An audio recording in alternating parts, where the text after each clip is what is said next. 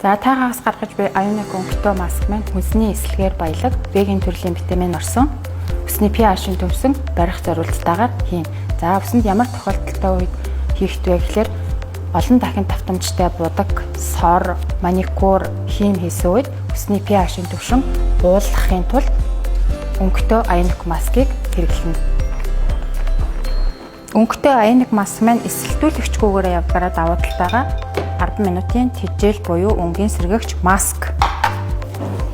Өсний хуухнасаа үзүүр хүртэл дүрхтгээр бас давуу талтай байгаа маск маань. Гол анхаарах зүйл маань Ionic маск маань өнгөтэй хэрэглэж байгаа тохиолдолд хуухнасаа 5 мм-ийн зайтай үзүүр хүртлээ түргэж хэрэглэнэ. За ингээд Ionic маань минутанд дуусаад 10 минут нь бол дуусаад өөрийнх нь шампунь буюу Diamond шампунаар угаалаа.